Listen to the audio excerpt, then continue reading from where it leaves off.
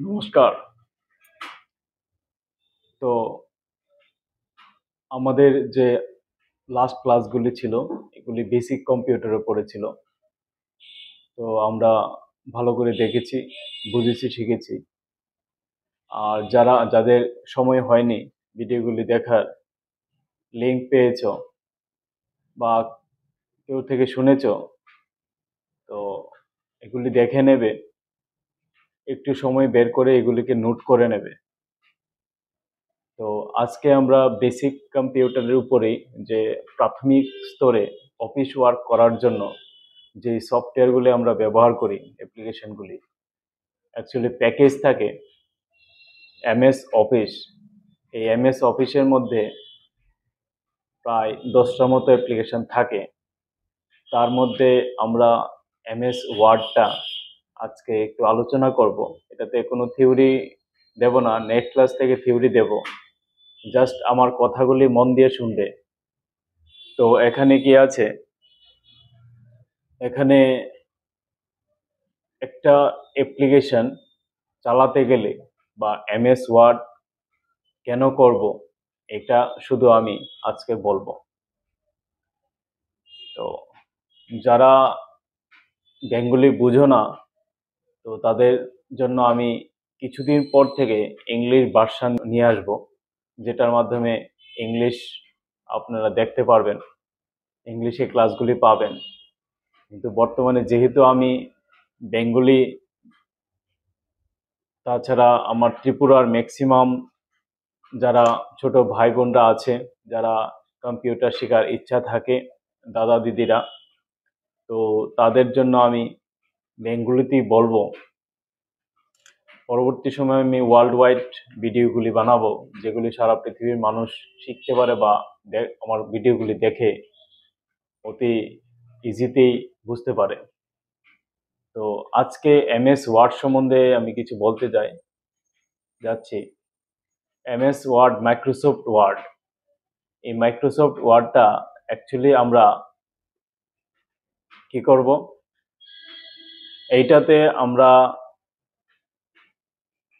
আজকে MS word বলতে Microsoft word, আমরা অফিসে যত ধরনের আমরা লেখার কাজটা করি বা ড্রাফটিং এর কাজটা করি বা অ্যাপ্লিকেশন লিখি, বা এই লেখাগুলি আমরা আগে কি করতাম, পেপারে লিখতাম।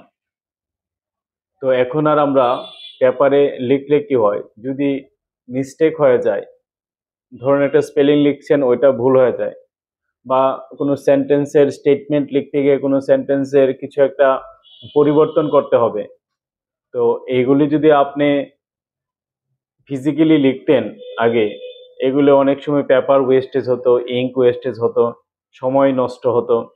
তো বর্তমানে এমএস অফিসের মধ্যে যে এমএস ওয়ার্ড, এই ওয়ার্ডের মধ্যে আপনি লিখতে পারবেন, মডিফাই করতে পারবেন, চেক করতে পারবেন, রিচেক করতে পারবেন।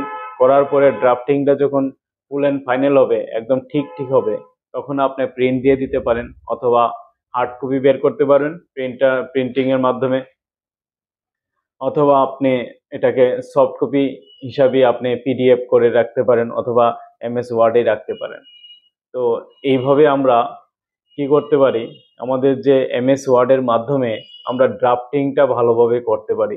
তাছাড়া এখানে ড্রাফটিং করতে গেলে স্পেলিং অ্যান্ড চেক যদি আপনি অপশনটা ওপেন করে রাখেন, তাহলে আপনি যদি কোনো ভুল একটা লেখা লেখেন, তার নিচে একটা রেড কালারের একটা আন্ডারলাইন আসবে। তো এই আন্ডারলাইনগুলি দিয়ে বুঝতে পারবেন যে লেখাটা ভুল হচ্ছে, বা কোনো একটা স্পেলিং ভুল হলে এটাতে রাইট ক্লিক করলে এটা ঠিক করার অনেকগুলি অপশন দিয়ে থাকে, মানে ওয়ার্ডসগুলি, সিমিলার ওয়ার্ডসগুলি দিয়ে থাকে, যেটা কারেক্ট এটা আপনি সিলেক্ট করতে পারেন। তো এইটাতে আমাদের এমএস ওয়ার্ড অনেকটা হেল্প করে। তাছাড়া আমাদের দেখবেন যখন আমরা লিখি, ছোটবেলা যদি ঠিক করে আমরা হাতের লেখা না লিখতে পারি ঠিক করে, তখন কি হয়, তখন আহ, কোনো একটা লেটার লিখতে গেলে, অ্যাপ্লিকেশন লিখতে গেলে, তখন আমাদের যদি হ্যান্ডরাইটিং ঠিক না থাকে, সুন্দর না থাকে, তখন আমরা অন্য কাউকে দিয়ে লেখাই। ধরুন এরকমও তো হতে পারে যে ওনার লেখা সুন্দর কিন্তু ওনার ইংলিশে একটু দুর্বল আছে, বা ড্রাফটিং করার ক্ষমতা সেই রকম নেই, বা ওনার লেখা সুন্দর নয় কিন্তু ওনার ড্রাফটিং করার ক্ষমতা ভালো। তো যদি একজন ড্রাফটিং করার ক্ষমতা ভালো, আরেকজনের ড্রাফটিং করার লেখার ক্ষমতা ভালো থাকে, তো এইটা যখন কম্বাইন হবে তখন হয়তো কোনো একটা মিসম্যাচ হয়ে যেতে পারে। কিন্তু এমএস ওয়ার্ডের মধ্যে কি হবে, আপনি লেখার স্টাইল, এখানে বিভিন্ন ধরনের লেখা ফন্ট ফ্যামিলি থাকে, যেটা ফন্ট ফেজ থাকে, সেই ফেজটা আপনি যেই কোনো ধরনের লেখার স্টাইল আপনি নিয়ে নিতে পারেন।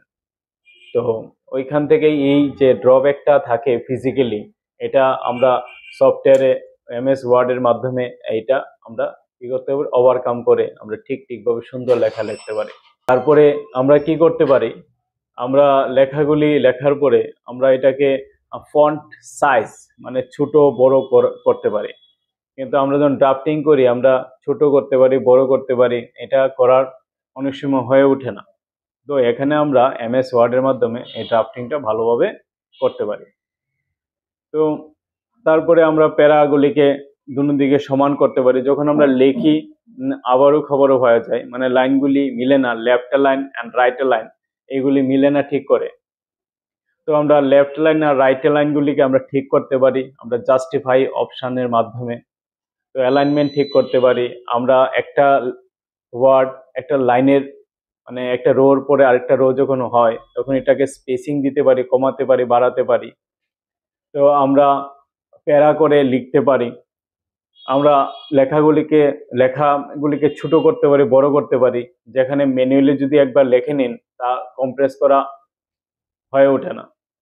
তো তার জন্য এই সমস্ত প্রবলেমগুলি দেখে এমএস ওয়ার্ড ক্রিয়েশন করা হয়েছে এই এমএস অফিসের মাধ্যমে। ওইটাতে আমরা যত ধরনের ওই ড্রাফটিংগুলি আমরা করি। আমরা যখন থিওরিটা আরো ভালো করে পড়বো, আস্তে আস্তে আমরা প্রত্যেকটা ক্লাস ফলো করব, আমরা ভালো করে এমএস ওয়ার্ডটা শিখতে পারবো।